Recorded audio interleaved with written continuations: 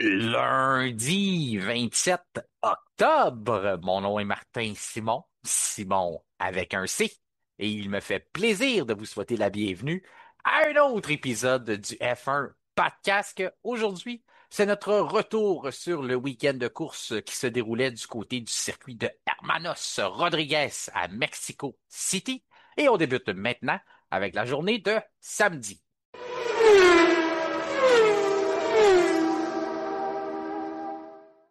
Il est maintenant temps d'accueillir notre collaborateur du lundi. Il est l'auteur du livre La Formule 1 au circuit. Gilles Villeneuve, Kevin Fontaine, comment vas-tu? Ça va très bien, Martin. Toujours un super plaisir d'être avec toi pour faire le débriefing de ce Grand Prix du Mexique, Grand Prix de Mexico City. Ben oui, on a. Ben ça fait partie hein, du remodelage que certaines villes, certaines communautés ont décidé de faire. Mhm. Ouais. C'est une histoire de marketing, puis je pense que c'est une histoire aussi de qui paye la plus grosse partie du gâteau. Donc, on l'a vu avec dans 2 semaines, on va voir Sao Paulo aussi. Dans le temps, on Ouais. appelait ça le Grand Prix du Brésil. Ça a changé il y a quelques années. Donc, c'est pour ça, moi aussi, j'ai de la misère à m'habituer Grand Prix du Mexique, Grand Prix de Mexico, Mexico City. Mais en gros, c'est pour ça qu'ils ont changé de nom. Qui sait, peut-être qu'un jour, on n'est pas parti pour ça, là.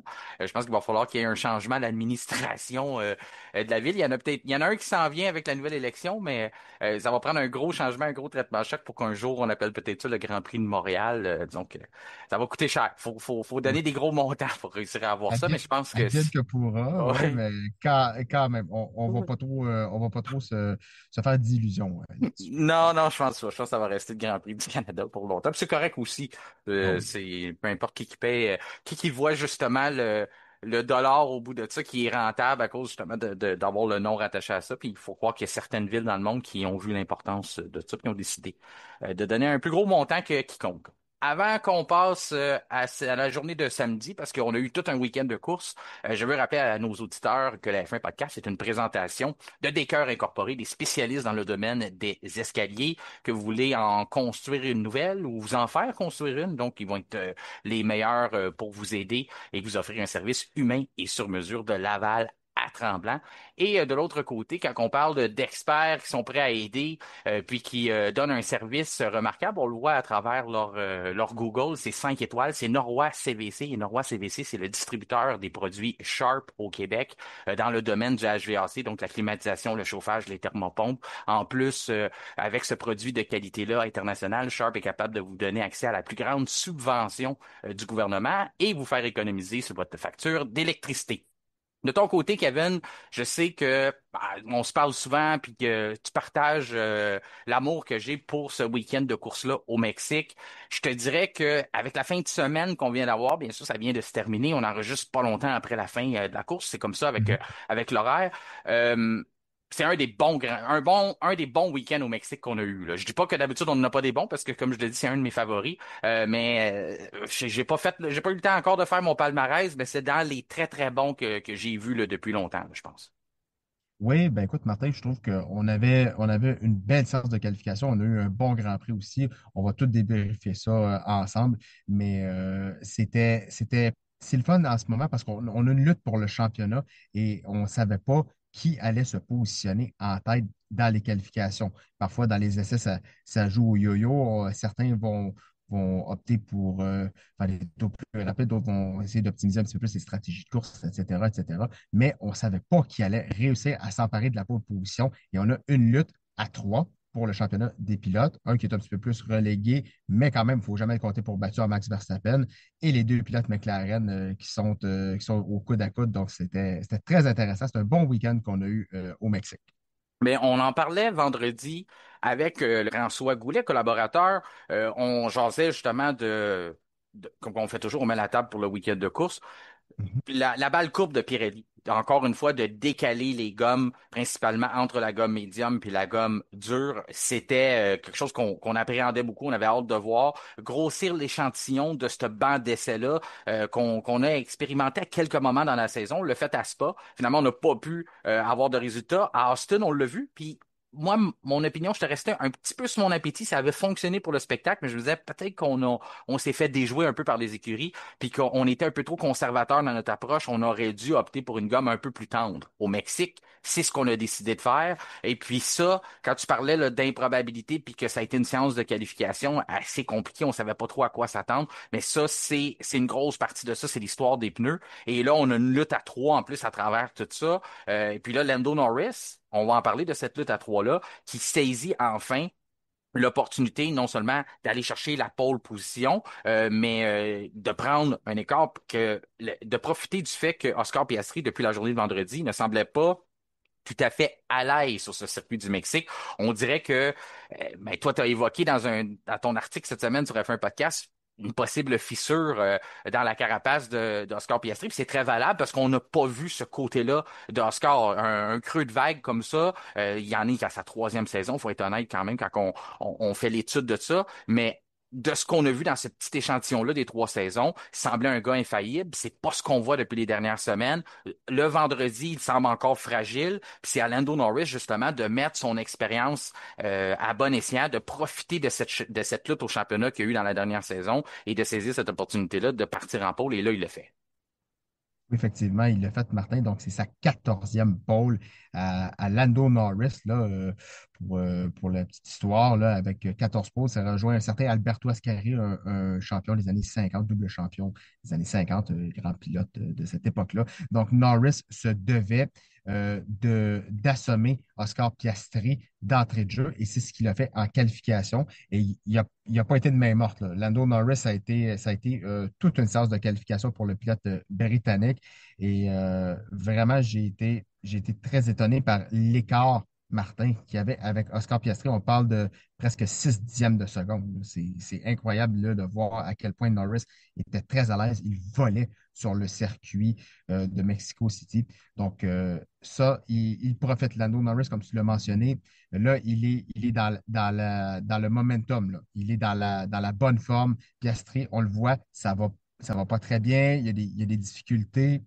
Mentalement, est-ce que là, c'est la pression d'une lutte pour la première fois pour le championnat des pilotes qui commence à le rattraper? Parce qu'on le sait, c'est un jeune homme, c'est un jeune pilote.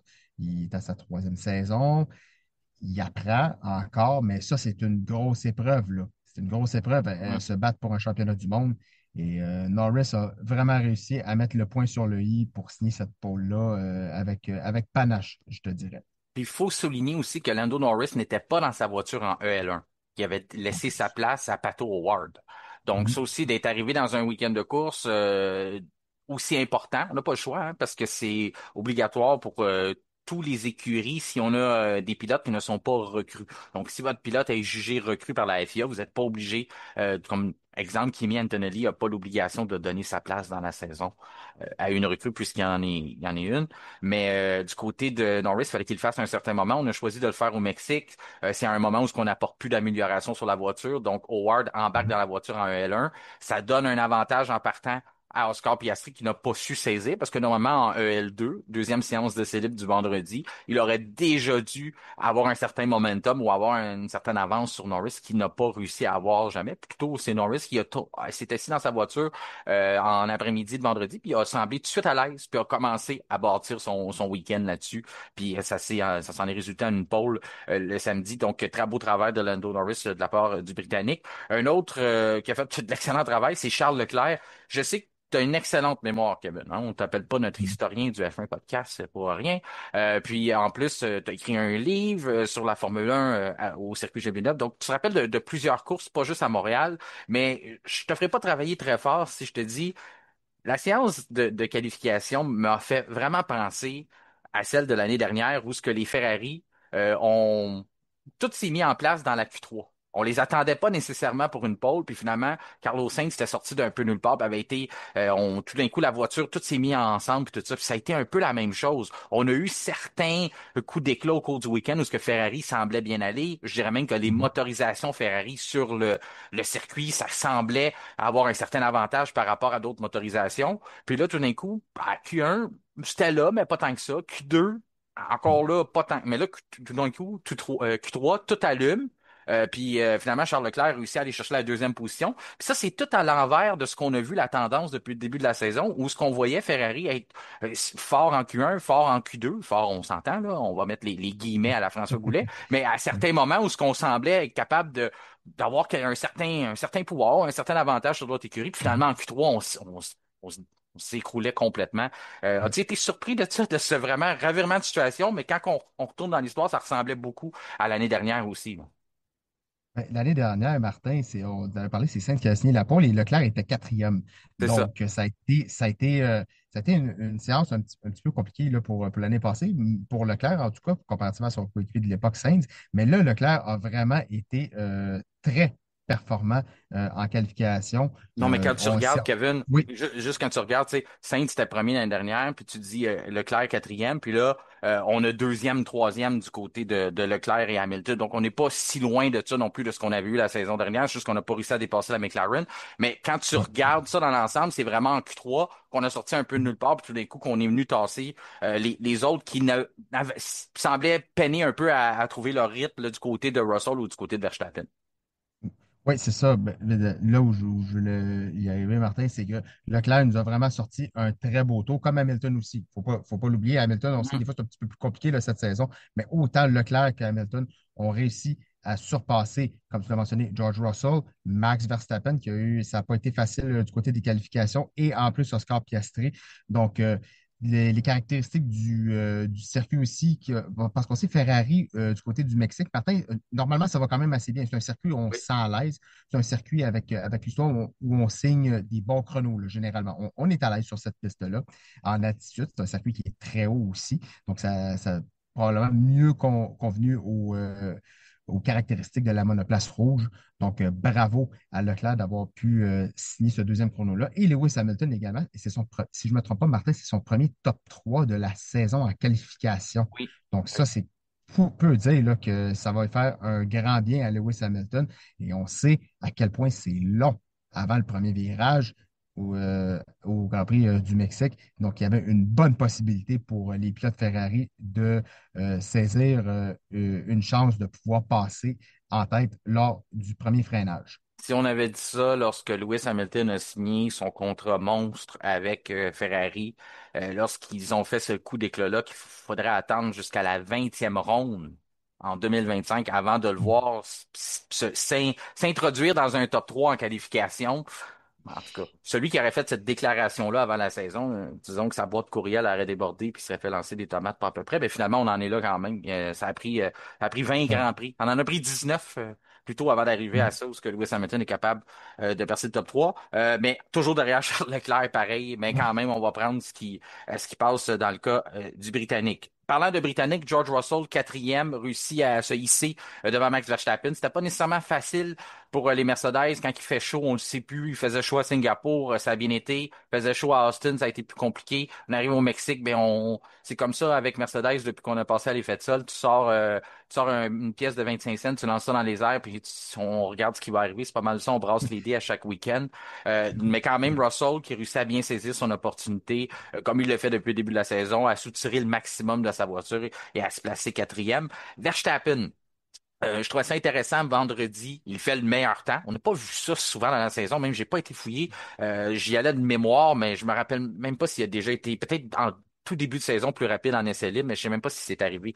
Donc quand même, c'était assez surprenant de le voir là le vendredi. On sait que Red Bull normalement bâtit son week-end dans la nuit du vendredi au samedi. C'est très rare qu'ils sont dans le coup dès les débuts. Mais Verstappen semblait quand même songeur après la première journée. Il disait ah, j'ai du rythme sur un tour, mais mon rythme de course n'est pas là.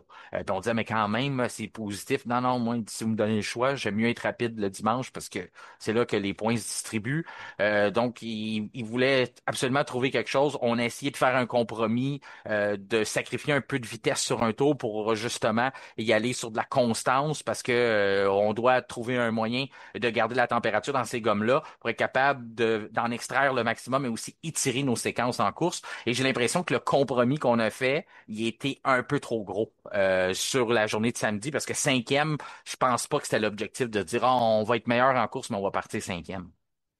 Non, c'est ça, effectivement. Mais il y a toujours cette fameuse possibilité-là, Martin. On le sait que quand on arrive au premier virage, parfois, il y a de la casse, il y a des tout droits, il y a Mhm. des accrochages. Donc, c'est pas nécessairement le meilleur endroit pour Verstappen, mais en même temps, qu'est-ce qu'on peut prédire d'arriver au Grand Prix du Mexique et se dire, tout va bien se passer au premier freinage, il n'y aura pas de casse, il n'y aura pas de tout droit. Non. C'est très délicat. C'est très délicat. Et puis, je me suis dit, cinquième, il peut avoir de l'aspiration. S'il réussit à avoir un bon départ et que les autres en avant ont une mauvaise impulsion, ça peut l'aider.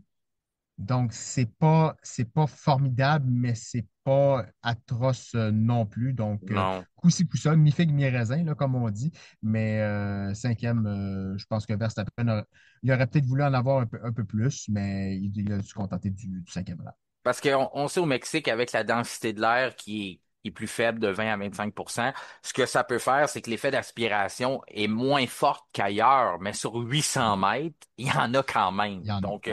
si c'était seulement un départ sur 200 mètres, t'es cinquième, t'es dans le trouble. Il va falloir que tu fasses du tricotage dans les premiers virages puis dans les premiers tours parce que tu réussiras pas à gagner beaucoup de positions. Mais tu as raison de dire qu'au Mexique, même si c'est pas le plus gros facteur d'aspiration, c'est pas Monza, admettons, Mhm. tu peux quand même réussir à aller chercher quelque chose. Comme tu dis, profiter des autres qui peuvent aussi s'accrocher parce que il y a des fausses interprétations qui peuvent être faites au premier virage. Des fois, tu peux avoir l'impression que ça va passer puis on peut y aller trois de large, mais finalement, c'est pas ça qui arrive à la sortie. Il n'y en a pas trois qui sortent de ce virage-là. Mhm. Donc oui, tu as raison de dire cinquième, c'était pas catastrophique, mais je pense quand même que du côté de Red Bull, on a peut-être fait un sacrifice on a peut-être enlevé trop sur la performance d'un tour qu'on le désirait vraiment.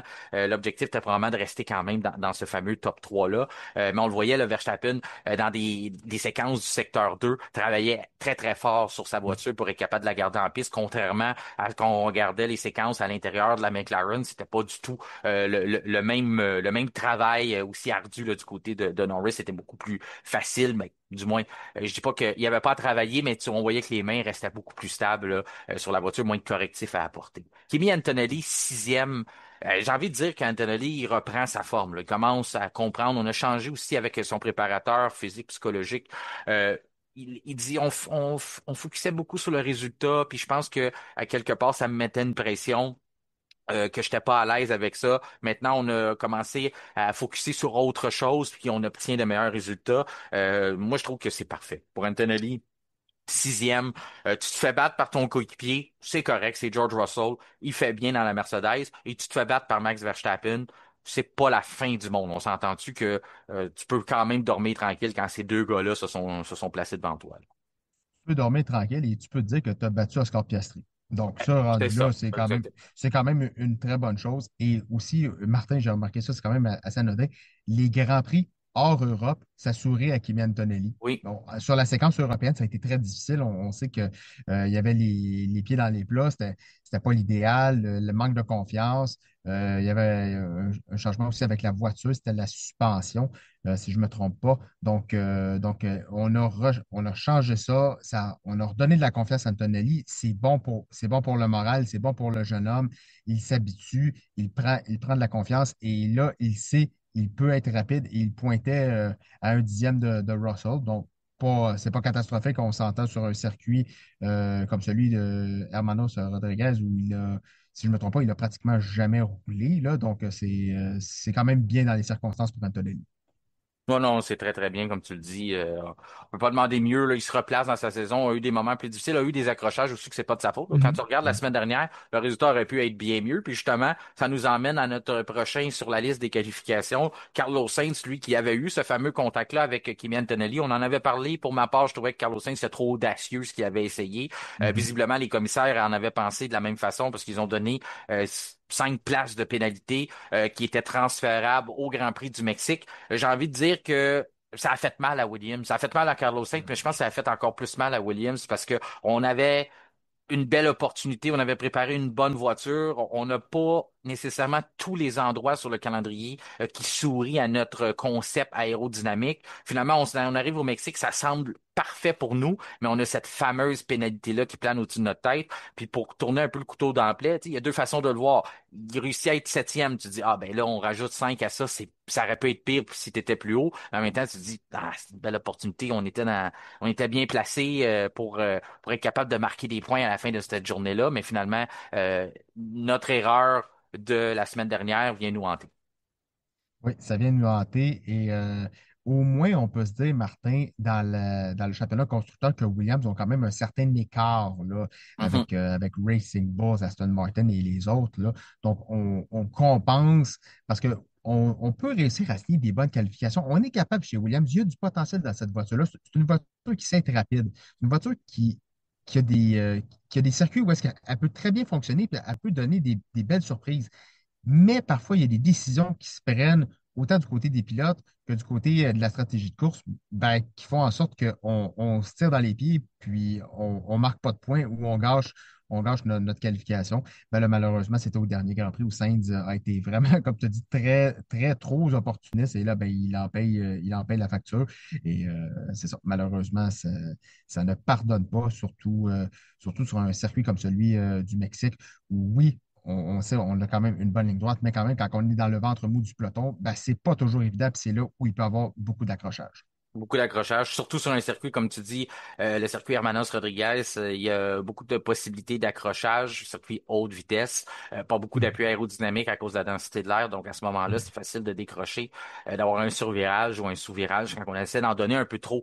Du côté de Saints puis de Williams, on dit, ça a fait mal, tu réussis à te qualifier, oui, c'est peut-être pas la meilleure journée ou le meilleur week-end d'Oscar Piastri, mais quand même, tu réussis, t'es le gris Williams, t'es devant une McLaren sur la grille de départ, c'est pas quelque chose qui arrive souvent, mais on est obligé de reculer.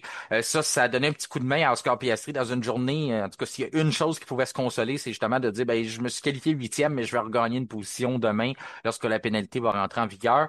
Piastri huitième, ben, j'ai envie de dire, c'est probablement si c'est pas le pire scénario, c'est pas très loin, là. On veut pas, oui, t'es encore dans le top 10, et oui, on peut faire du rattrapage. C'est un endroit qui avait eu, j'avais la statistique vendredi, environ 90 dépassements la saison dernière. Donc, même si c'est compliqué, puis faut travailler nos dépassements, c'est possible d'en effectuer. Mais quand même, Piastri, quand tu cherches à rebondir, puis que tu vois le numéro 8 à la fin des qualifications à côté de ton nom, c'est pas ce que tu recherches dans une course au titre. Non, et surtout, Martin, quand ton coéquipier s'élance premier. Oui. Ça, c'est encore pire. Ça, c'est encore pire. Et ton rival qui est juste derrière toi au championnat des pilotes s'élance cinquième. Donc, c'est toi qui es le grand perdant dans toute cette histoire-là. Et là, tu peux te dire, bon, je suis encore meneur au championnat, ça pourrait être plus pire, mais ça peut changer rapidement. Mhm. Donc, il faut faire attention, surtout dans le cas de Piastri qui est pas dans le meilleur état d'esprit en ce moment. Euh, Est-ce que ça va continuer? Est-ce qu'il va réussir à remonter la pente? Je lui souhaite. Mais c'est sûr qu'une qualification comme ça, c'est sûr que ça n'aide pas sa cause. Parle souvent de nos épisodes du vendredi, Kevin. Je sais que tu prends le temps de les Mhm. écouter aussi. Puis Oui. il y a de plus en plus d'auditeurs aussi qui se donnent ce rendez-vous-là en début Mhm. de week-end. Puis on Mhm. place toujours avec notre commanditaire Labellet une prédiction qu'on considère une prédiction audacieuse. Puis là, moi, je m'étais aventuré de dire Racing Bulls, AlphaTauri, normalement, historiquement, on est capable de quand même bien faire sur ce circuit-là. Même si on a un concept aérodynamique qui est un peu différent cette année, je me suis dit, bah, j'ai l'impression qu'on est capable de faire quelque chose. Donc, j'avais décidé de dire qu'il y aurait au moins une des deux Racing Bulls qui serait dans le top 10. Finalement, François, tu sais qu'il aime ça, lancer des défis. Tout ça fait que là, François, il va, il dit, ah, ben moi, je dis que c'est Lawson qui va. Fait Là, que là, c'est lui, il a décidé de mettre, tu sais, de lever le niveau, là, tu sais, de mettre, Mhm. quasiment rajouter des cœurs avec la belle élève. Il dit, ah, nous autres, Avec. on va mettre ça un peu plus difficile, là. On va Ouais. monter ça d'un autre niveau. Puis là, il me dit, moi, je dis que c'est Lawson. Fait que là, moi, je suis pas pour reculer devant le défi, mais je dis, ben, c'est parfait. Moi, je pense que c'est Adjar qui va y aller. Finalement, après la Q1, Hadjar, il signe le meilleur temps. Je pense, il y a eu des circonstances qui ont fait ça Mhm. quand Mhm. même. Mais disons que je peux te dire que j'étais pas mal confiant après la Q1 là, de mon choix en voyant Isaac Hadjar être le plus rapide de la séance. Mais finalement, ça a été neuvième, donc ça a été à la limite. Là. Il fallait pas qu'il perde plus de position que ça, mais quand même, il a passé dans le top 10. Puis ça a été un peu plus compliqué pour ton préféré. Et maintenant, on va penser que François, c'est peut-être son préféré aussi. Mais la performance de Liam Lawson, qui lui, par contre, n'a pas réussi à passer dans le top 10, ça a été plus compliqué avec les séquences en piste. Il s'est fait effacer un tour et tout ça. Mais Adjar, là, si on revient à ce qu'il a réussi à accomplir encore une fois, réussi à avoir une présence en Q3, puis réussi à être neuvième, donc à ne pas nécessairement être le pire des top 10. Là. Non, effectivement. Ben, écoute, c'est encore une très belle performance pour Isaac Hadjar, qui a réussi encore une fois à placer sa Racing Bulls dans un top 10. Écoute, Martin, il va falloir qu'on regarde combien de top 10 il en a eu. Je ne l'ai pas sous la main, là. Mais écoute, c'est vraiment une très bonne saison. En tout cas, en qualification, Hadjar nous a montré de très belles choses, en course également aussi. Mais en qualification, on sait, c'est un pilote qui est très rapide et c'est un pilote qui m'épate, moi, plus il avance, plus il m'impressionne et plus je me dis, ah, ce jeune homme-là, je crois personnellement qu'il va être propulsé chez Red Bull l'année prochaine aux côtés de Verstappen. Là, on va attendre les nouvelles éventuellement en temps et lieu là, pour ça, mais je crois en toute honnêteté que ça s'enligne vers ça pour Hadjar. Sais-tu, Kevin, de plus en plus, ça fait une couple de semaines que je commence à me dire que pour l'émission, notre émission de fin de saison, là, sur notre bilan là, qu'on fait à tous les fins, où Mhm. on donne nos bulletins, il va falloir qu'on se laisse un peu plus de temps pour parler de la recrue de l'année, parce que j'ai l'impression que ça va jaser fort. J'ai l'impression Oui, que oui. tu sais, parce que là, on parle d'Adjar qui a bien fait, on parlait d'Antonelli tantôt, puis là, on arrive à la 10e position, puis c'est Oliver Berman qui est là. Ça sera pas facile de choisir ça va être qui la recrue de l'année, là. Tout le monde a un vote valable là, jusqu'à maintenant. Si on Mhm. enlève Jack Doohan, mais là, il est même plus là. Mais je veux dire, quand même, ce sera pas facile, là. Bien malin, celui qui peut prédire qui va avoir la faveur. On pourra demander aussi à nos auditeurs de se prononcer lorsque le temps arrivera, mais quand même, j'ai l'impression qu'à travers nous, ça sera pas évident non plus, parce que j'ai tout le monde est pas mal. On peut faire quand même un cas valable pour tout le monde. Oui, effectivement. Et c'est bien de mentionner Oliver Berman qui a connu une très bonne séance de qualification, donc un top 10. Les Haas qui fonctionnaient bien Mhm. au Mexique, belle vitesse de pointe, belle Amélioration qu'on a performance, apportée à Austin. amélioration, oui. Ouais, qu'on Mhm. avait apporté à Austin, Mhm. qu'on continue de développer là-dessus. C'est un peu tard, là, en fin de réglementation, pas en fin de saison, mais si ça fonctionne, ben, tant mieux. Mais quand même, c'est triste toujours. On a cette tendance-là, hein, du côté d'As, d'amener des Oui, améliorations souvent. trop tard dans Mhm. l'année. En tout cas, c'est dur à comprendre la stratégie qu'on a derrière ça. Je pense qu'on avait délaissé ça un peu, mais quand même, le résultat est là. La seule chose qu'on peut se dire, c'est que c'est plate que c'était pas là avant, mais oui, t'as raison, Berman, qui soutire quelque chose de bien encore de sa voiture. Normalement, il est 11e, puis on disait toujours, ben, si on peut lui donner un petit coup de main, il l'amène toujours à la porte du top 10. Si on peut lui donner un petit peu plus de coup de main, il va être capable de le faire. Ben là, il monte. C'est une position de plus, mais c'est une position qui fait toute la différence en course lorsqu'on parle de position en piste, là. Oui, effectivement. Et encore une fois, Martin, Oliver Berman devant Ocon. Oui. Ça, en qualification, ça commence à être problématique pour Esteban Ocon. C'est un bon pilote, Esteban Ocon. Si on suit le classement, Berman Tsunoda 11e chez Red Bull et ensuite Ocon. Moi, j'ai commencé à remarquer que, et je suis sûr que toi aussi, comme plusieurs personnes, que Ocon, au niveau des qualifications, là, ça a quand même été pas si mal, là. On s'entend Q2, mais normalement, Ocon, Ah c'est oui. c'est élimination en Q1, là. C'est Mhm. très difficile pour le pilote français là, cette saison-là. On travaille d'arrache-pied là, avec ses ingénieurs, son ingénieur Laura Muller et Mais même Komatsu aussi. Oui. c'est pas une question populaire, mais Laura Muller, là, Mhm. elle est là, tant mieux. On a donné l'opportunité à une femme, elle le mérite, elle a un parcours et tout ça. Mais il faut l'évaluer comme tout le monde aussi. Mhm. Elle fait Oui. partie de ce peloton. Faut pas nécessairement. Mais quand on le disait, le Ricardo Adami chez Ferrari, lorsque Lewis est arrivé là, ben on se questionnait est-ce qu'il fait un bon travail. Finalement, il y a eu une période d'adaptation. On a réussi une manière de communiquer. Tu sais, on les critique, les ingénieurs, donc je verrais pas pourquoi je le ferais pas pour elle non plus. Mais Mhm. elle arrive à sa première saison, on lui donne cette opportunité-là, puis après ça, ben Esteban Ocon lui doit s'habituer. Mais la chimie, est-ce qu'elle est vraiment là? Est-ce que ça peut pas être un problème d'Esteban Ocon aussi d'avoir l'ingénieur qui est pas nécessairement, qui a pas peut-être l'expérience pour l'aider, parce qu'on voit une recrue comme Berman, puis je veux pas rien enlever à ce que Berman est capable d'accomplir, sauf que c'est constant dans son cas, là. On semble avoir les meilleurs réglages, on semble monter un momentum plus vite, on semble trouver des trucs sur la voiture, même en course, qu'on semble pas avoir du côté d'Ocon. Mhm. Ouais, ben écoute, Martin, c'est ça qu'on commence à se poser des questions du côté Hum, de Ocon, à chercher des réponses pour se dire, OK, on sait, Ocon, c'est un pilote qui est capable d'avoir une ben belle oui. pointe de vitesse. Là. Hum. Ça, il y a personne qui va pouvoir en douter de C'est ça. un pilote C'est un pilote technique qui sait aussi. aussi. C'est ça. Oui. C'est un pilote avec un drôle de caractère, on va se dire. C'est pas un pilote le fun à avoir comme coéquipier en piste. Je dis pas à l'extérieur de Oui. la piste. On va dire ce qui, on va appeler un chat, là. Mais je veux dire, Mhm. quand même, c'est un gars rapide. Moi, si tu me Oui. demandes de dire une caractéristique de Esteban Ocon, c'est la première qui va me sortir en tête, c'est un gars, normalement, qui a de la vitesse. Mhm. Effectivement, c'est un gars qui est coriace, c'est un gars qui se Hum, défend très viril, mais c'est un gars qui ne se laisse pas imposer. C'est un gars qui ne se laisse pas marcher sur les pieds. Pas pour rien que son idole, c'était Michael Schumacher. Donc, mhm. ça, là-dessus, faut pas chercher trop loin. Mais c'est ça qu'on a remarqué du côté de Berman, c'est qu'au niveau des qualifications, et Berman l'a démontré d'entrée de jeu, tu t'en souviens, Martin, à son premier Grand Prix en Ben Arabie oui. Saoudite l'année passée, rapide d'emblée.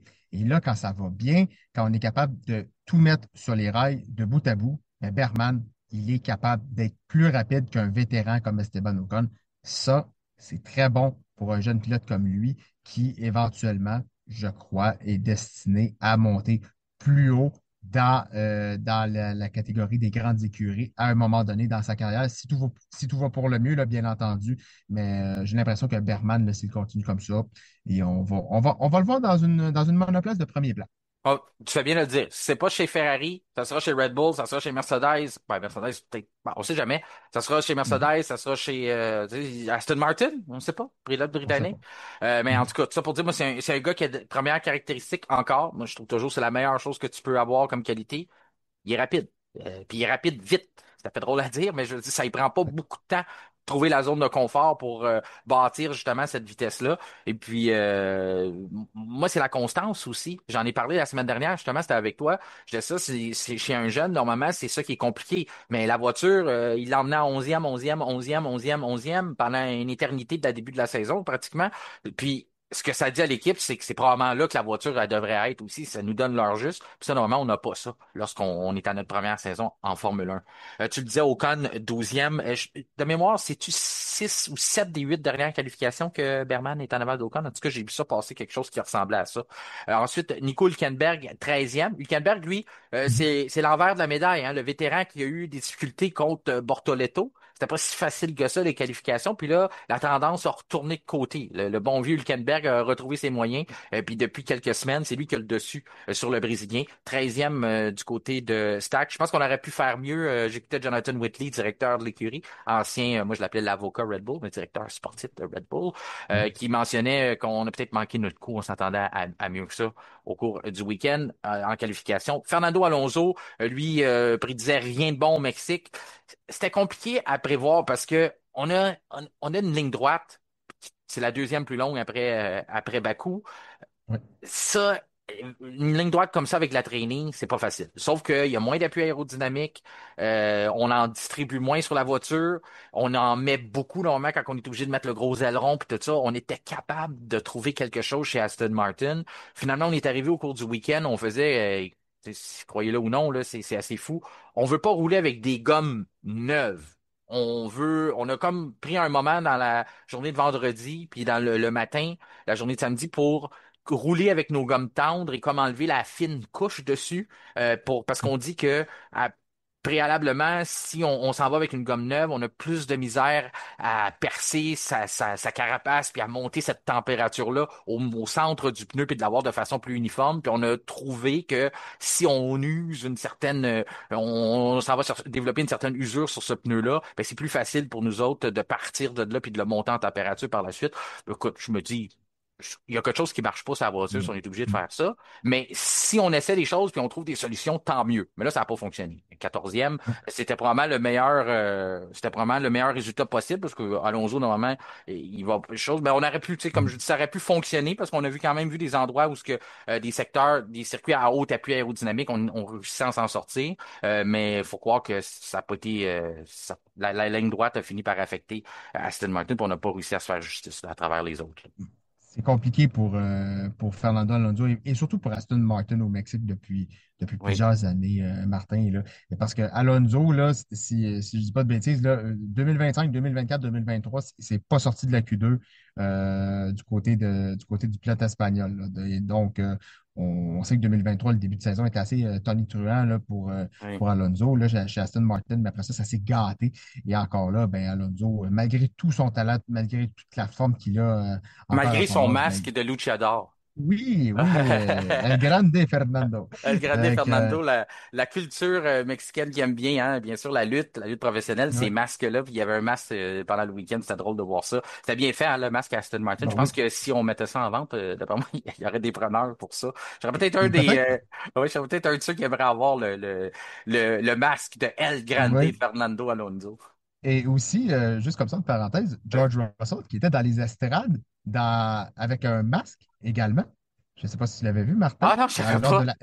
lors de la séance des EL1 avec les jeunes pilotes qui ont fait rouler. C'était Ah. Frédéric Vesti, qui était Oui, oui, le oui, pilote oui. Mercedes. Et George Russell s'était déguisé. Il avait mis un masque de luchador et il était dans les gradins. Ah, c'est le fun, ça. C'est le Mais fun. C'est il plate pour l'a les jamais partisans été qui l'ont remarqué. manqué, mais c'est Il a amusant, pas... oui. Oui. Ah, Oui, c'est bien. ben, pour ça dire, c'est la première fois que je vois les Formule 1 assis de loin, donc je ne suis pas dedans, donc ça a été un moment assez loufoque, assez intéressant quand même. Ah oui, c'est le fun parce que c'est ça, il y avait tout plein de recrues au cours de la fin de semaine qui étaient Ouais. là. On en parlera plus dans notre épisode entre deux courses Mhm. parce qu'il y a quand même eu des... Ben, si on peut tirer des conclusions de ce qu'on a vu, mais des fois c'est intéressant quand même, surtout quand il y en a autant en piste puis on peut les comparer Ouais. un à l'autre. C'est sûr que les machineries, il y a toujours, toujours des différences dans la machinerie qu'ils ont, mais quand même, Arvid Lindblad, là, du côté de Red Bull, a quand même bien fait de son côté aussi. Mhm. Alonso, on dit 14e comme son numéro. Lawson, 15e, ça n'a pas été facile. On s'est fait effacer un temps, donc c'est pour ça que ça n'a pas été l'idéal. Gabriel Bortoleto non plus traverse des difficultés en qualification. Ça n'empêche pas son talent, mais quand même, on l'a dit tantôt, Hülkenberg a eu le dessus sur lui dans les dernières semaines. Un qui, des fois, qui a des difficultés aussi, puis il était pas content encore, c'est Alex Albon. On trouve pas toujours le bon moment pour l'envoyer en piste. Pierre Gasly, on s'attendait à rien du côté d'Alpine. Lance Stroll, ben, ça, c'est une déception là, de voir Lance Stroll là. Écoute, c'est la 15e fois que Lance Stroll sortait pas de la Q1. Ça fait 14e. énormément. Écoute, Martin, C'est complètement doit fou. être ça, ça doit être ça à peu Oh, oui, près, là. j'ai vu ça. C'est que j'en revenais pas. C'est Mais c'est beaucoup, le là. roi. Ouais. Écoute, Martin, c'est le roi Le des roi, éliminations de le la roi de Q1. quoi? Oui, OK, oui, oui, oui, oui, OK, c'est ouais, vraiment, ouais. c'est le Ouais, roi ouais. des éliminations de la Q1. Il y a Mhm. personne, je crois, qui bat Lance Stroll, malheureusement. C'est une triste statistique, là. Ah Il n'y a oui. personne qui bat Lance Stroll à ce niveau-là. Non, c'est triste, mais je me suis dit, j'ai vu ça, je peux en parler, là. Mhm. Honnête, là, c'est vraiment pas le fun, là. Ensuite, c'est ça, Lance Stroll. Puis en arrière de lui, ben, heureusement qu'on a Franco Colapinto pour empêcher Lance Stroll d'être 20e. C'est lui qui a Mhm. sauvé la face du Canadien. Le pilote argentin qui... ben, c'est sa position, 20e quand même, on le voit souvent là. Il essaie de s'améliorer, il se débat pour garder son poste. Je sais pas s'il y a Mhm. vraiment de la compétition. Paul Aaron était là au cours du week-end. Je sais pas ce qu'on a vraiment vu du côté d'Alpine. On s'en en saura peut-être un peu plus au cours des prochaines semaines, mais du moins, c'est ce qui conclut notre bloc qualification, notre journée de samedi. Maintenant, on peut passer au Grand Prix de Mexico qui avait lieu dimanche. Eh bien oui, Kevin Fontaine, c'était dimanche qu'avait lieu la 20e ronde du championnat 2025 pour une 10e fois sur ce nouveau tracé remodelé en 2015 du circuit Hermanos Rodriguez ou en bon québécois, les frères Rodriguez. Fait que c'est Mhm. ça, c'est ce circuit-là qu'on aime bien, ce tracé-là. Et puis ce qu'on attendait, bien, c'est de voir le départ de Lando Norris, que ça n'a pas été sa force hein, depuis ses débuts en Formule 1. Puis je dirais que c'est quelque chose qu'on voit un peu plus depuis qu'il part de l'avant, parce il est sous la loupe avec une course au championnat depuis la saison dernière. On sait la fameuse histoire du Tape Gate, le scandale du ruban adhésif qu'on a discuté dans notre épisode de vendredi. Puis on l'a encore mis. Hein. Je sais pas si tu as eu la chance de voir tous les journalistes qui s'étaient donné Oui. rendez-vous sur autour du muret McLaren. Puis là, c'était drôle de voir ça dans différentes langues là, qui expliquaient pourquoi que le ruban est là, puis qu'est-ce qu'on essaie de faire du côté de McLaren. Il y a personne du côté de Red Bull jusqu'à maintenant, de ce qu'on voit, qui a fait une tentative de le retirer cette fois-ci. Je pense qu'on a compris à 50 000 $ la copie que ce ruban adhésif-là devait Oui. rester pour Lando Norris. Je sais pas si c'est ça qui lui a donné le coup de main. Mais ça a été, j'ai envie de dire, là, j'y ai reproché souvent à Lando Norris. Je l'ai dit il y a quelques semaines de ça que moi, pour moi, je trouve qu'il n'agissait pas sur la piste, parce qu'en dehors de la piste, je m'en fous. Qu'il n'agissait pas en Mhm. champion du monde. C'était un gars qui manquait ses opportunités. Puis plus souvent qu'autrement, lorsque il avait la chance justement de s'affirmer dans une course au titre, il réussissait pas à le faire. Mais là, doit lui donner de A à Z, du début du week-end qui s'est commencé plus tard, on l'a dit, en EL2, à aller jusqu'au départ, jusqu'à la fin là, du drapeau à damier. Ça a été parfait pour Lando Norris. Oui, et il faut croire, Martin, que le fameux ruban adhésif lui a collé à la victoire. Donc, ben, pour faire un mauvais jeu de mots. Donc, écoute, Martin, c'est la 10e victoire de Lando Norris en Grand Prix, avec quelques grands noms, James Hunt, Jody Scheckter et même, même Valtteri Bottas, on va dire quand même un pilote qui a fait sa marque en Formule 1, là, même pas champion du monde, mais quand même. Donc, belle victoire de Lando Norris impériale. Impériale, j'ai envie de dire, là, qui a été sublime tout le long du week-end. Ça, Martin, c'est le Lando Norris que je veux voir. C'est du Norris comme ça qu'il faut qu'il aille à chaque Grand Prix s'il veut réussir à battre son coéquipier, à tenir tête et même à battre Verstappen. Tu n'as pas le choix. Tu sais que tu as une bonne monoplace entre les mains. Tu te dois de réaliser des week-ends solides comme ça pour te permettre d'être champion du monde. Et Norris a réussi à l'exploiter. Il a réussi à réaliser un week-end sans faute. C'est son troisième Grand Prix mené de bout en bout également pour Lando Norris. Donc, bravo pour le pilote britannique. Il n'y avait pas eu de pole position depuis Spa-Francorchamps, quand même, hein, Ça quand fait un tu petit penses à moment ça. quand même. Spa, c'était quoi? C'était au mois de... C'est avant la pause, hein? Oui, oui, Donc, exact. Avant la pause estivale, oui. est-ce que c'était au mois d'août? C'était début août? Écoute, si Excuse, je me je te demande trompe, ça de même. C'est pas... non, je pense que c'est ouais. fin juillet. Fin juillet Fin ou début juillet. août, c'est ça, Ouais, parce que la pause est aux alentours de là. ouais. Ben, fait que depuis fin juillet qu'il ne s'était pas élancé de la pole, on se rappelle Mhm. comment ça avait fini là-bas, mais quand même, le dernier Grand Prix qui a fait aussi bien que ça, j'ai envie de dire Monaco, que ça a été un sans faute, puis je veux pas diminuer parce que Monaco, c'est sûr que tu peux pas te faire dépasser, mais quand même, il avait été en contrôle du début à la fin, très très bien Mhm. fait. Il n'y a pas eu de moment où ce qu'on a vu, tu sais, des avertissements que Lando respecte pas les limites de la piste ou des choses comme ça, ou un petit dérapage à un moment donné, un petit blocage, comme on a vu à un moment donné, c'était à Monza, se promettre tout bonnement, puis à un moment donné, monte sur un vibreur, monte sur le gazon, mais j'ai envie de dire aujourd'hui, en tout cas, à moins que je l'ai manqué, là, ou que la télévision ne l'a pas montré, mais ça a été un sans faute. Vraiment, tu sais, dit impérial, je pense que c'est la meilleure définition pour ce week-end-là. Puis c'est quelque chose qu'on n'utilise pas souvent. Il y a toujours une petite affaire qui nous dérange. Puis j'ai envie de dire, là, le départ, parce que c'était pas facile. Tu te rappelles, là, il y a pas si longtemps que ça, la sprint en Chine se fait avoir des fois par Lewis Hamilton. Puis je m'attendais que Mhm. justement Hamilton essaie de le cuisiner au départ, puis du côté de Charles Leclerc aussi, parce qu'il est vulnérable, Norris, puis souvent qu'autrement, il se fait avoir justement en prenant la pire position que tu peux prendre. Normalement, tu es en contrôle, tu pars premier. J'avais peur qu'il décide d'aller vers l'intérieur du virage. C'est pas nécessairement la meilleure place à être sur Mhm. ce tracé-là. Finalement, il a bien géré ça. Puis c'est plutôt les Ferrari qui se sont mis une contre elle. Là, on a vu, ça a passé très très près hein, entre Hamilton et Oui. Leclerc au départ. Ah oui. Puis après ça, ben, Verstappen aussi à travers tout ça. Disons toi, tu avais prédit qu'il arriverait quelque chose dans le premier virage. Il y en a plusieurs qui allaient dans ce sens-là. On s'est parlé avant la course, puis moi j'ai dit, je Mhm. pense que Hamilton va éclairer tout le monde. Il avait annoncé ses couleurs. Il Mhm. avait annoncé ses couleurs en disant, ben moi, j'ai rien à perdre. Lando a quelque chose à perdre. Nous autres, on va y aller all-in. On va y aller pour le tout pour le tout.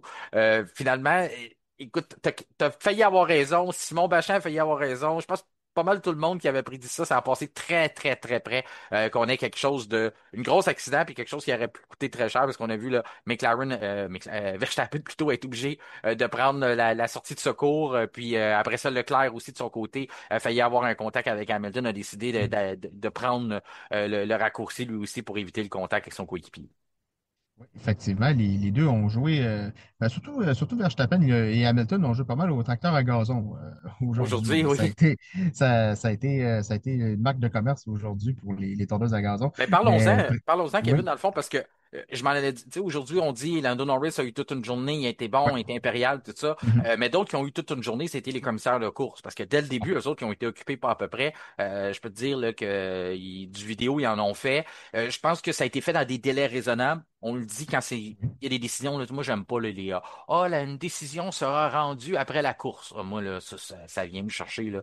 T'as tous les Mhm. ordinateurs devant toi, tu fais quoi, là? T'es avec ton popcorn puis tu veux pas manquer à la fin de la course. Tu dis, bah ouais, m'en occuper après, m'en faire mes devoirs après. Je trouve que règle ça le plus vite parce que ça a un impact sur ce qui se passe. Je le sais que la décision sur Hamilton a peut-être pas été rendue aussi vite que certains auraient voulu, mais en même temps, je pense qu'on s'est donné toutes les façons de tout analyser ce qui s'est produit. Puis on va en parler tout de suite parce que ça a été la grosse décision, puis c'est ce qui fait jaser beaucoup.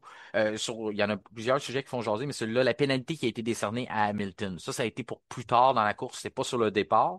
Sauf que pendant qu'on analysait ce qui est arrivé avec Hamilton plus tard, il y avait encore des choses du départ qui étaient en train qui étaient en observation par les commissaires plusieurs situations. Faut lire les règlements de la bonne façon pour être capable de les interpréter. Moi, je te dis, Kevin, j'ai pas de problème avec toutes les décisions qu'on a prises aujourd'hui, puis je peux les expliquer avec le point Mhm. de vue de la FIA. De ton côté, je veux savoir, là, avant qu'on regarde tout ce qui a été pris comme décision aujourd'hui, toi, est-ce que tu vas dans le même sens? Est-ce que tu es d'accord avec ce qu'on a pris? Ben, il y en a peut-être d'autres, mais dans cette situation-là, Hamilton, Verstappen, Leclerc aussi, il a court-circuité le virage. Est-ce que tu es d'accord avec les décisions qu'on a prises? Pour scanner, en premier lieu, Martin, pour la pénalité, parce que c'est surtout celle-là qui a retenu l'attention, la pénalité de Lewis Hamilton, moi, je trouve que oui, dans une certaine mesure, parce qu'il faut voir aussi que Hamilton n'a pas pris la fameuse, il y avait la petite route échappatoire, là, le C'est chemin ça. qui est en asphalte, là, ben, il n'est pas large. On s'entend, il n'est pas large, on le voit de loin, là, il n'est pas large, mais c'est là qu'il fallait qu'il passe. Exactement. Parce que C'est ça, là qu'il fallait qu'il passe. Il a regarde, court-circuité à côté. Ouais. puisqu'on est d'accord, expliquons-le le règlement parce que c'est important. Je pense que on peut pas, on peut pas juger la situation tant qu'on prend pas le temps de la comprendre. Moi, en tout Mhm. cas, c'est ma façon, c'est mon optique lorsque je veux en Oui. tirer une conclusion ou avoir une opinion sur quelque chose. Donc, ce qui arrive, c'est que au début d'un week-end de course, on donne les directives aux pilotes. Donc, les pilotes sont au courant qu'à certains endroits, on n'est pas fou. Ça fait longtemps qu'on court ça. Ça fait quand même 10 ans. Puis, de la course automobile, ça se ressemble partout, même si les circuits sont différents. Mais on dit, advenant qu'il arrive quelque chose et vous devez court-circuiter un virage, vous ne pouvez pas regagner la piste n'importe où, parce que c'est là qu'on va donner des pénalités des fois pour revenir en piste de façon non sécuritaire ou ces choses-là. Il y a plusieurs règlements que vous pouvez enfreindre en faisant ça. Hamilton, pour sa part, a décidé de ne pas se conformer aux directives de course. Donc, il était chanceux dans la décision de la FIA parce qu'on aurait pu dire, un, tu t'es pas tu t'es pas conformé aux directives de course, donc on te donne 5 secondes de pénalité. Puis en plus, on aurait pu dire, t'es pas revenu de façon sécuritaire, tu sais, avoir voulu le beurrer épais, là, on n'a pas fait ça, là, mais quand Mhm. même, on aurait pu dire ça. Puis l'autre façon, la plus importante, puis ça, je trouve qu'on a été correct du côté des commissaires, c'est qu'on a dit, on va te donner ce qui a eu le plus gros incident sur la course. Ça n'a pas été dangereux comment tu es revenu. Tu n'as pas respecté le règlement, mais ça n'a pas été dangereux. Mhm. Tu es revenu de façon sécuritaire, donc pas de Mhm. pénalité. Tu n'as pas respecté où ce qu'on voulait que tu sortes. OK, on comprend la situation, tu as manqué ton freinage, c'était peut-être pas évident de revenir là. On va te donner le bénéfice du doute. Où ce qu'on va pas te le donner, le bénéfice du doute, c'est que tu as gagné un avantage à l'extérieur de la piste. Et c'est ça qu'on a puni du côté des Mhm. commissaires. Oui, effectivement. Et là-dessus, c'est là où, au premier virage, Martin, après le départ, où Verstappen, plus tard, a perdu la position là, par rapport à Hamilton, par rapport à Leclerc, notamment. Donc, il s'est retrouvé derrière. Aussi, il est ressorti devant Lewis Ah, ça, c'est au Hamilton. début, Après, Ça, oui, c'est c'est ça, au premier exactement. virage, ça, ouais. C'est ça, C'est exactement. ça. Et après ça, Hamilton a réussi à le repasser. Donc là, pas trop de soucis là-dessus. Donc ça c'est correct. Mais Verstappen a Euh, redonné la position. C'est ça la ça, oui. différence. C'est Oui, que là, exact, c'est ça. Hamilton, lui, on a choisi, puis je pense que ça a été l'erreur d'Hamilton, puis une erreur aussi du côté de Ferrari. On aurait dû mieux encadrer la situation, parce Oui. que même Ferrari, quand on a donné le compte rendu, des commissaires, puis on a donné la pénalité à Hamilton, on lui a pas donné la bonne explication. Parce que là, Hamilton disait, ben, tu sais, qu'est-ce que tu voulais que je fasse? J'étais en dérapage, j'ai pas pu reprendre la trajectoire qu'on me donnait parce que j'ai manqué mon freinage, j'arrivais trop vite. Donc, ça, c'était valable, mais on aurait dû lui dire, c'est à cause qu'on juge que tu as gagné un avantage. Puis il y en a gagné une. Quand tu regardes, si on prend qu'il est en bataille avec Verstappen, donc on est d'accord qu'ils sont à 0 secondes, ils sont en train de se battre un l'autre, puis tout d'un coup, après ça, il est 5 secondes d'avance, Hamilton. Donc, c'est un avantage qui est énorme, qui a été gagné. Donc, c'est ça qu'on a pénalisé.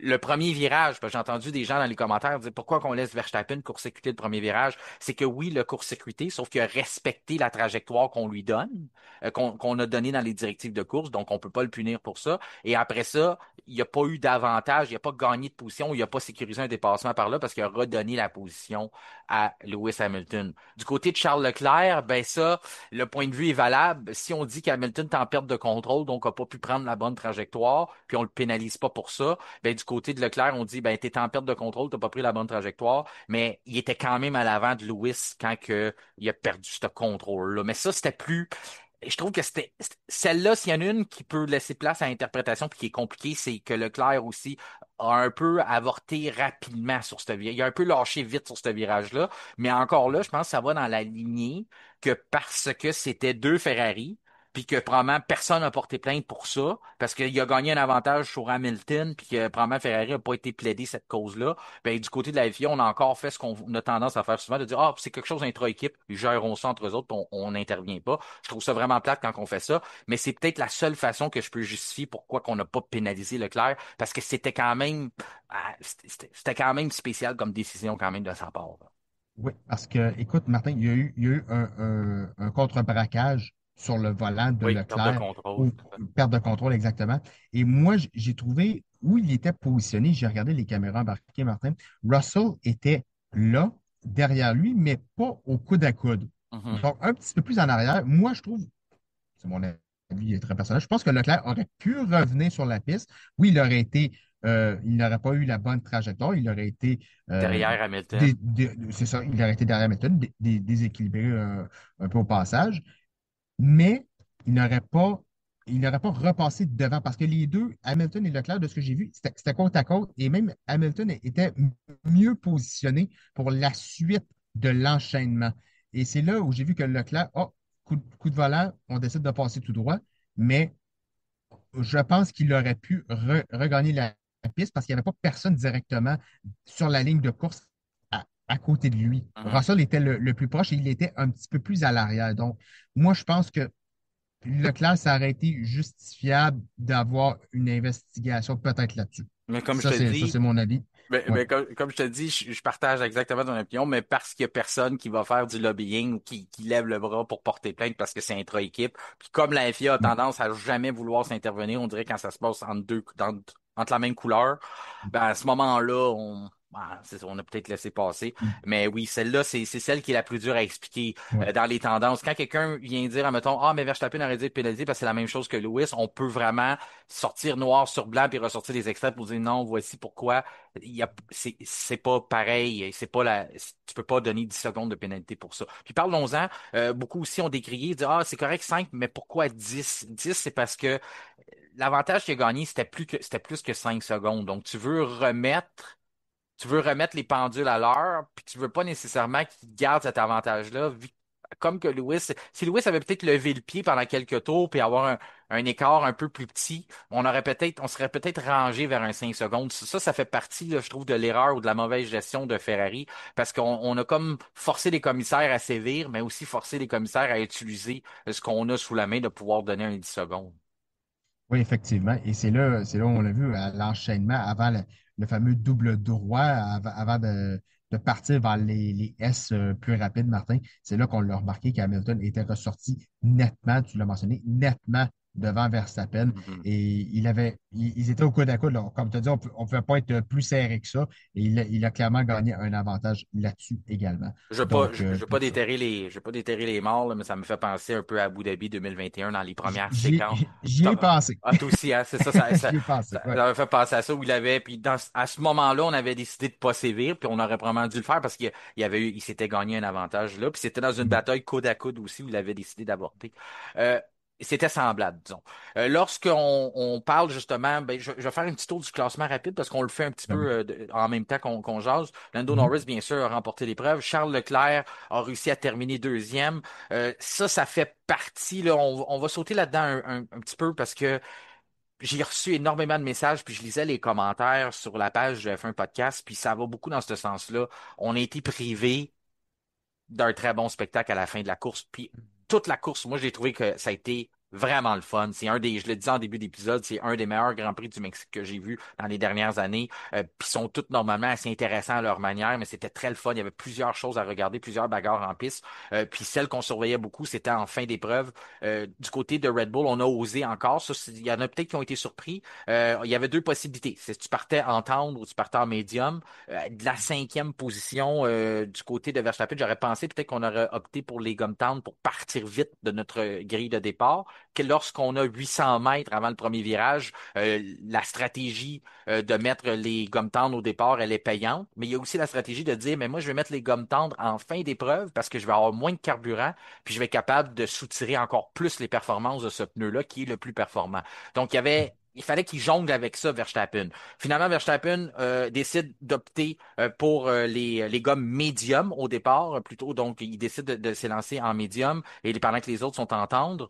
Puis moi, ce qui me surprend, c'est il n'y a pas beaucoup de rythme, mais il réussit quand même dans un tour, premier tour assez chaotique, puis des débuts de course avec beaucoup de combats. Il réussit quand même à bien s'en sortir. Puis ce qui m'a impressionné le plus, Kevin, c'est quand j'ai vu le reste du peloton faire la transition, puis aller chercher eux autres aussi la gomme médium, puis pas être capable de rien faire avec. Tellement qu'on a décidé de s'en débarrasser et de retourner aux gommes tendres le plus vite Oui, possible. Il n'y a personne qui voulait faire quelque chose avec ces gommes-là aujourd'hui. Le seul qui a réussi à faire quelque chose, puis de rester dans la bagarre, c'est Verstappen. oui, effectivement. Et on l'a entendu avec les communications avec son ingénieur, M. Lambiase. Verstappen, on lui a demandé, après ça, par la suite, lorsqu'il a passé à la gomme tendre, là, tu attaques. Et c'est full attaque. Pour l'attaque. Ne ménage pas. Ne Il était en ménage pas. qualification pendant les 15 Oui, dernières minutes. oui, c'est exactement. Et là, c'est-à-dire, va chercher Leclerc. On a opté pour une stratégie agressive en fin d'épreuve. On a confiance en toi. On a confiance à ce que tu es capable d'aller le faire.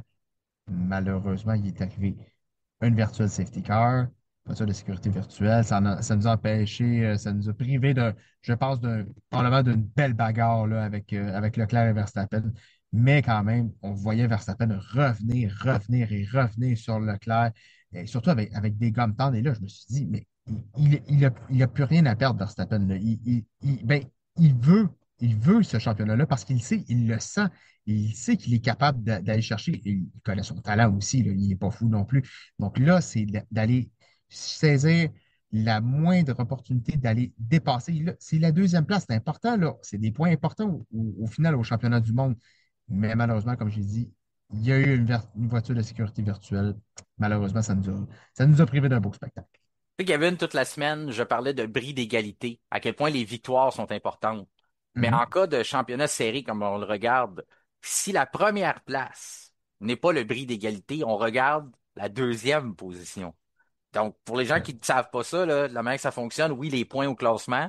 S'il y Mhm. a égalité ou triple égalité, on ne sait pas, hein, dans le championnat qu'on s'en va. Puis après ça, on va regarder qui a le plus de victoires. Puis si jamais il y a égalité au nombre de victoires, on va regarder qui a le plus de deuxième Deuxième. place. Ouais. Donc, cette voiture virtuelle-là pourrait faire mal à Verstappen, pas seulement au niveau des points, il pourrait faire mal en cas de bris d'égalité, de bris d'égalité. Je suis rendu loin quand même avec les Mhm. si, en tout cas. Mais tout ça pour dire quand même, ça pourrait revenir hanter. C'est justement ce que Sylvain Poliquin mentionnait sur notre page Facebook dans la section commentaires. J'invite les gens à nous suivre. Justement, vous pouvez commenter après les courses, on vous lit, on apporte ça dans les podcasts. Donc, Sylvain Poliquin, qui allait dans ce sens-là, disait que lui, pour lui, s'il faut que Verstappen perde par 3 points de différence, ben, on va se rappeler de cette voiture de sécurité-là. Puis de l'autre côté, voiture virtuelle, de l'autre côté, on a Marc-Antoine Garand, lui qui a écrit que ça a été un Grand Prix excitant, mais qui lui laisse un goût amer. Puis on va en parler de ça parce que la voiture de sécurité, moi, je suis Tu me connais depuis assez longtemps, Kevin. Puis on a Pascal Loyer-Durand, qui est un collaborateur ici au F1 Podcast, qui est un signaleur. Tu sais à quel point que je l'apprécie. J'apprécie le travail des signaleurs. J'apprécie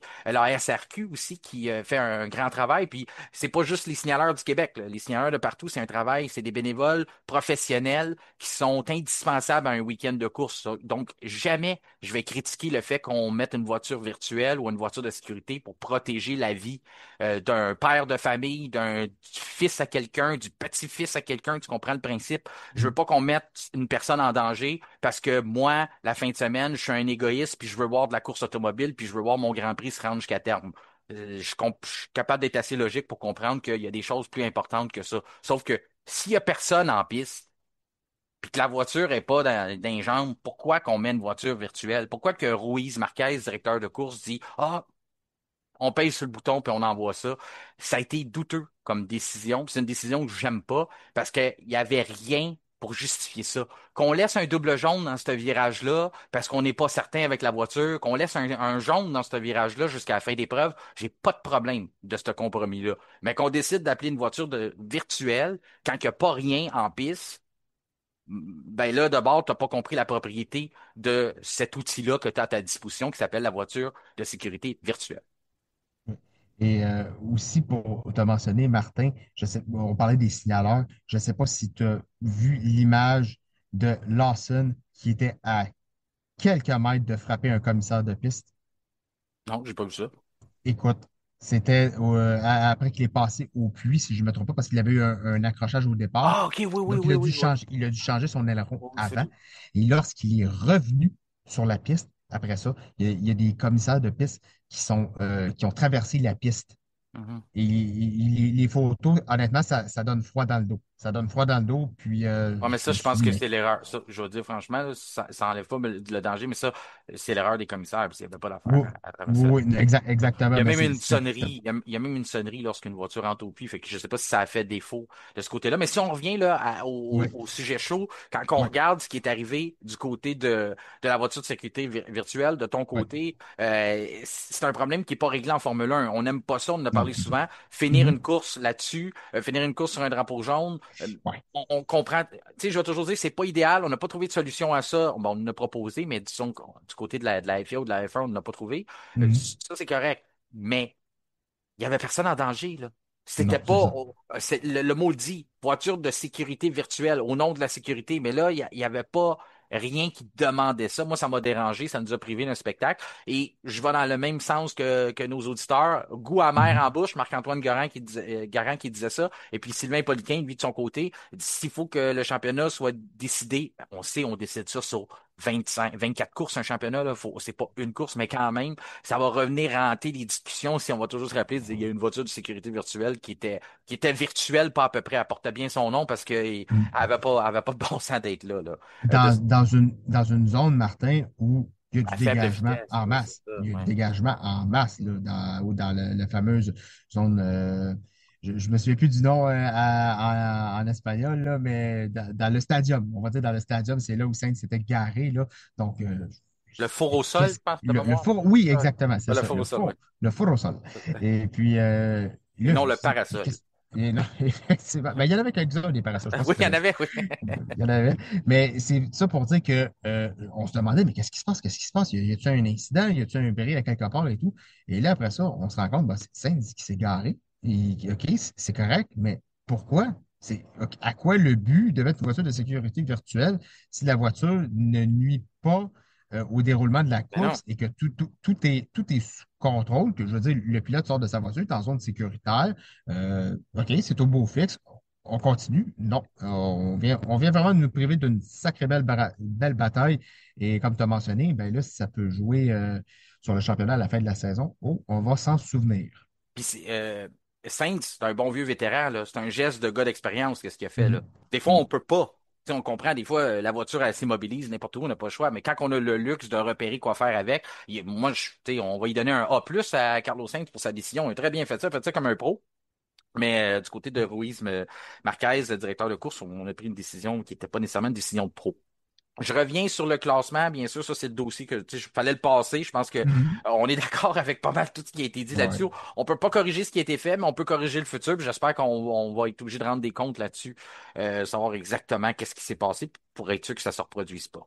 De l'autre côté, je le disais, Leclerc, ben en fin d'épreuve, faut saluer quand même le travail de Charles Leclerc parce que la voiture de sécurité, oui, mais quand même pendant, ben, écoute, j'ai pas pris le nombre de tours en note, mais il voyait son écart fondre. Verstappen Mhm. qui revenait avait 10 secondes d'écart, un peu plus que ça. Puis on voyait ça descendre, là. À un moment donné, c'était à 8 dixièmes au tour en moyenne. Donc, c'était pas évident, mais Leclerc a pas fait d'erreur. Puis ça, c'est des signes de bon pilote, de savoir que tu es sous pression. Tu vois pas encore ton adversaire dans tes rétroviseurs, mais il s'en vient. Tu le sais qu'il s'en vient. C'est la stratégie qu'on a décidé de faire du côté de Ferrari, de rester Mhm. en piste. Moi, je pensais pas que c'était la bonne décision au départ. Puis je pense pas que c'était la bonne, mais on va finir en disant que ah oui, ça l'était à cause du résultat. Mais c'était très risqué de le laisser là, surtout à un certain moment. On avait un arrêt au puits gratuit sur Verstappen. Verstappen était à 24 secondes Ouais, c'est vrai. à un certain moment, puis on aurait pu peut-être Mhm. se permettre de faire ça. Puis finalement, on a laissé ça aller. Il aurait pu se permettre de ressortir puis d'avoir une certaine compétition en tout cas, on a décidé de pas le faire. Ça, j'ai trouvé ça un peu étrange du côté de Ferrari. Mais au bout de la ligne, on a eu gain de cause. On finit deuxième. Oui, on a été sauvé par la voiture de sécurité virtuelle, mais ça fait partie du sport. Ça. Faut rentrer ça à ça. Mais je voulais saluer quand même le travail de Leclerc qui a fait le mieux qu'il pouvait, ménager sa batterie, ménager ses pneus pour être capable. Puis c'était pas, on va se le dire, là, fallait quand même que Verstappen le dépasse. Là. Puis Leclerc, c'est pas facile non plus à dépasser, mais on a été privé probablement des bagarres qui auraient resté dans les faits saillants pour longtemps. J'imagine qu'on aurait eu quelque chose de très, très bien entre les deux.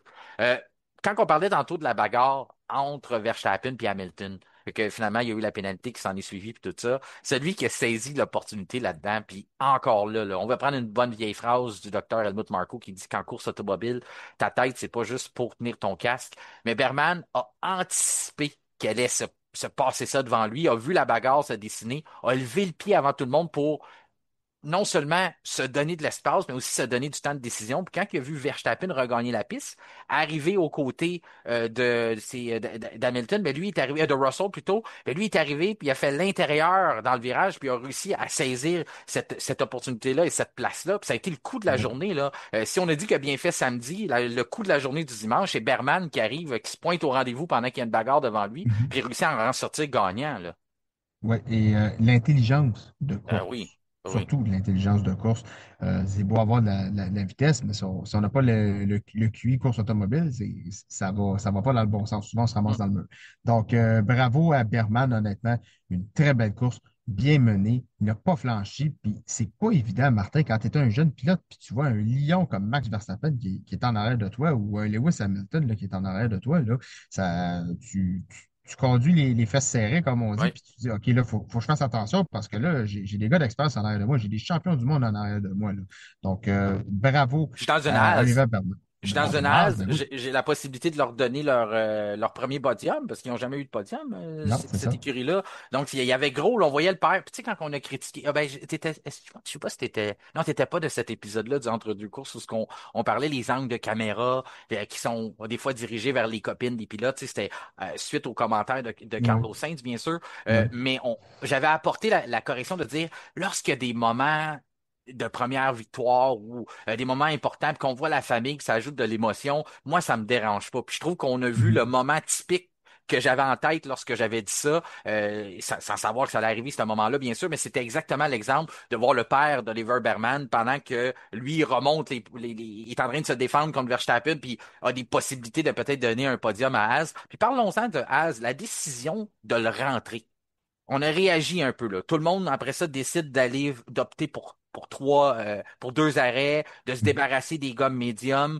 Puis on a comme un coussin du côté de l'écurie américaine, un coussin qui nous a été donné justement par le brio, par ce que notre talent en piste, parce que Berman a réussi à aller nous gagner. Puis finalement, on décide un peu ouais, pas de jeter ça à la poubelle, mais d'un peu compromettre ça puis de faire un arrêt. Je l'ai moins aimé cet arrêt-là. Puis après ça, oui, on a vu les voitures revenir, mais je me dis pourquoi qu'on n'a pas nécessairement laissé travailler les pilotes pour revenir sur lui plutôt que de pourquoi qu'on n'a pas forcé Verstappen à revenir sur Berman plutôt que de le placer derrière lui en faisant ça, ça m'a dérangé un petit peu. Je sais pas de ton côté, je sais pas si ça a sorti. Je dis pas que c'était la Mhm. pire décision au monde, mais j'aurais vu que t'as pas une voiture aussi bonne. Dans ce temps-là, j'ai tendance à dire, fais le contraire des autres, puis t'as peut-être une chance.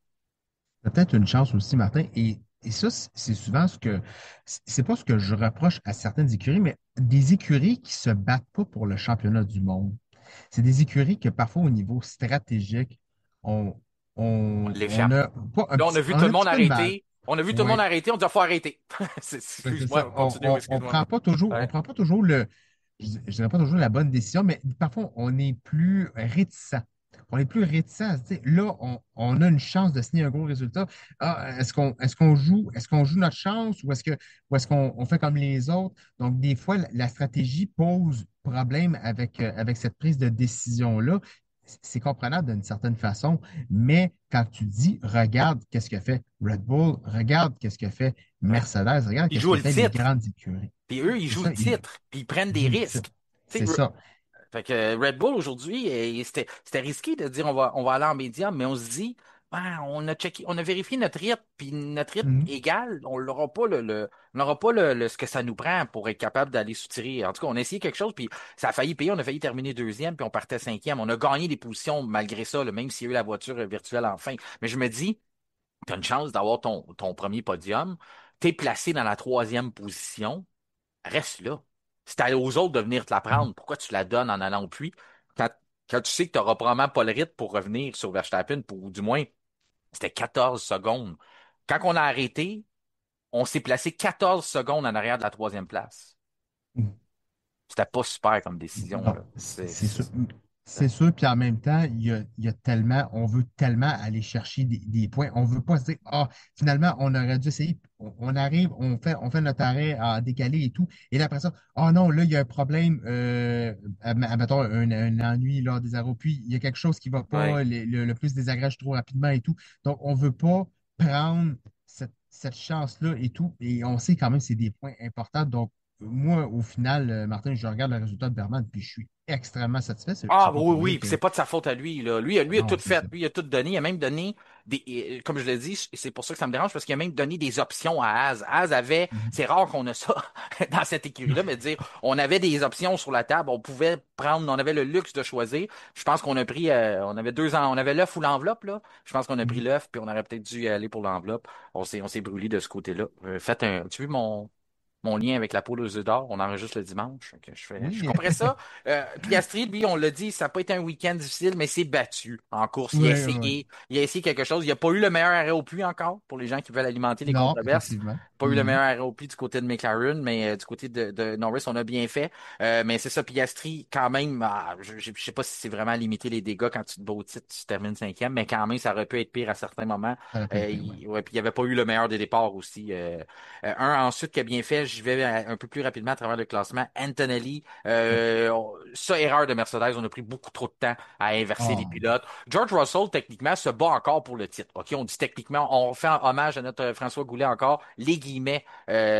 guillemets, mais quand même, on aurait dû laisser passer Russell. Russell est encore dans la course au titre, même si c'est très faible, mais quand Mhm. même, je comprends pas qu'on a pris trop de temps à faire ça. Puis il était le premier, là, vraiment pas content de sa part, mais quand même, après ça, il a même été obligé de négocier, de dire laissez-moi passer, je vais lui redonner à la fin. C'est ce qu'il a fait, il a redonné la place à Antonelli. Mhm. Termine sixième, septième pour Russell, huitième pour Lewis Hamilton avec la pénalité, bien sûr, ça a fait Oui. mal. Neuvième pour Esteban Ocon, tu le disais, quand même une deuxième as qui réussit à terminer dans les points. Gabriel Bortoleto qui s'est battu dans une bagarre incroyable avec Adjar. J'ai trouvé ça très beau le Ah oui. dépassement. Ça, c'est les deux Oui. pilotes qui se disputaient le titre de Formule 2 la saison dernière. On les Oui. voit un contre l'autre en piste. Puis c'était ma peur en début de saison. Tu te rappelles que Bortoleto n'a pas une voiture nécessairement pour Mhm. Mhm. nous donner ce genre de situation-là, mais très beau dépassement sur Adjar. Je suis sûr que toi aussi t'as apprécié. C'est un des beaux dépassements de la saison aussi, Oui, le jeune. une belle bataille propre, sans accrochage, sans collision. Les deux sont restés sur la piste.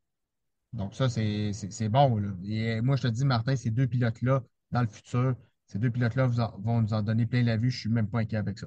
J'attire ton attention parce que je suis sûr que tu l'as sûrement remarqué, mais dans le top 10, Gabriel Bortoleto recrue, Kimi Mhm. Antonelli recrue, Oliver Mhm. Berman recrue.